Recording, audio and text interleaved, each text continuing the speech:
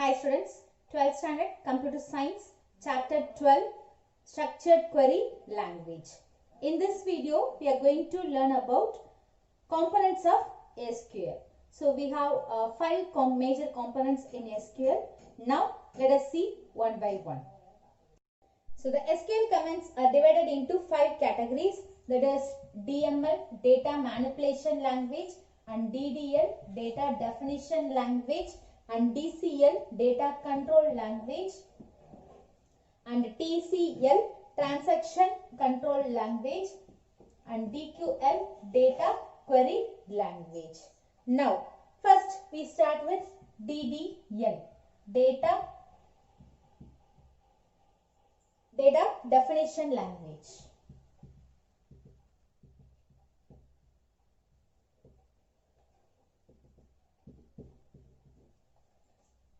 So here the DDL consists of SQL statement. It is used to define the database structure or schema. So it is mainly used to define database structure or schema. It simply deals with a description of a database schema, and it is used to create and modify the structure of database objects in database. So the DDL provides a set of definitions to specify the storage structure and access method used by the database system. Now DDL performs some following functions. Now it performs some functions, that is, it should identify the type of data division. So we can identify the type of data division, such as data item, segment, record, and database files, etc. And next, it gives a unique name of each database. It gives a unique name to each data item type, record type, file type, and database. And it should specify the proper data type.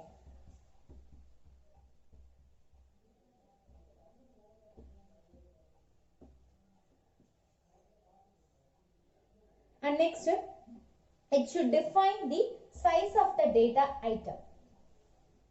Size of the data item. And it may define the range of values that a data item may use. So it defines the range of values.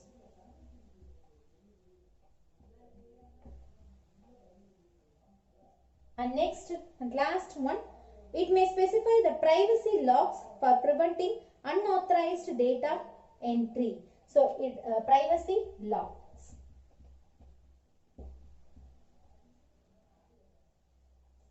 So it prevent from unauthorized data entry. So here these are all the functions of data definition language.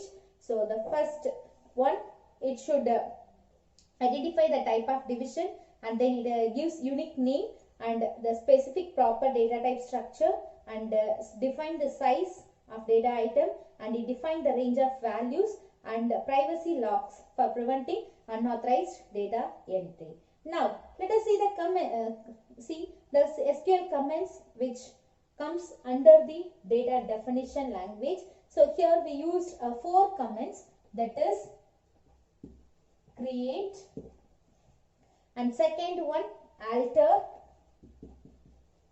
third one drop, and last one truncate.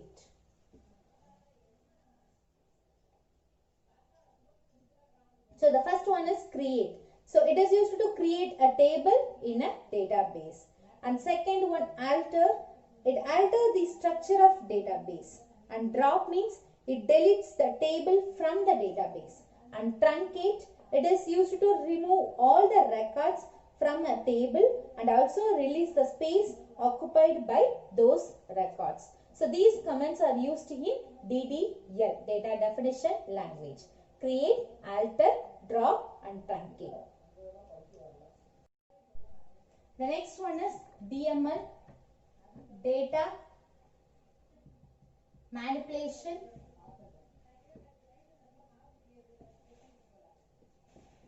language. Data manipulation language. So it is a computer programming language and it is used for adding, removing and modifying data in a database. So here adding means we can insert, removing means deleting, and modifying means we can update. So we can insert, delete and update the data in a database. And in SQL, the data manipulation language compresses the SQL data change statement which modify the stored data but not the schema of the database table. So here schema means structure. So the next one, the DML is basically divided into two types. One is procedural DML.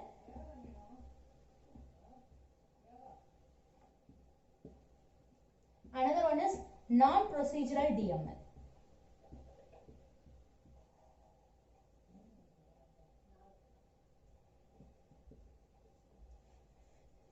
So here the first one, procedural DML, it requires a user to specify what data is needed and how to get it. So it require a user to specify what data is needed and how to get it.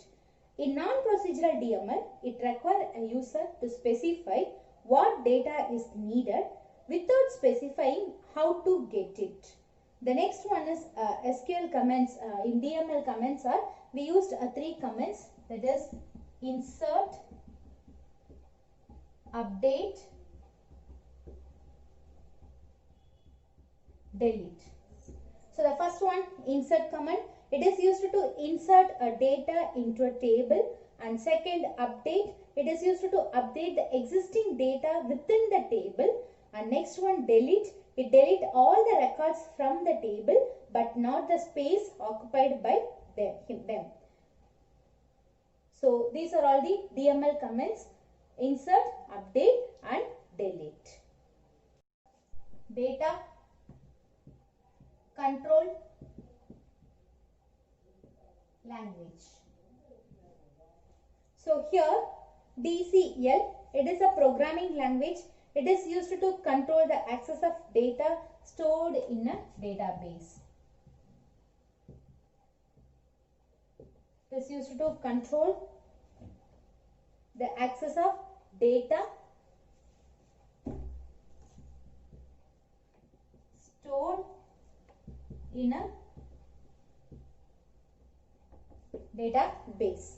And here it is used for controlling the privileges in the database, that is authorization, and the privileges are required for performing all the database operations like creating sequence, viewing of tables, etc.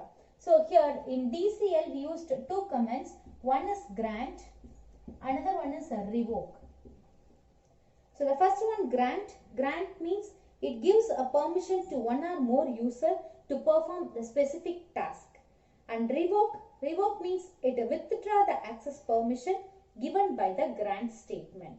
So the first one, grant, it gives a permission to access, and revoke means to get back. Transactional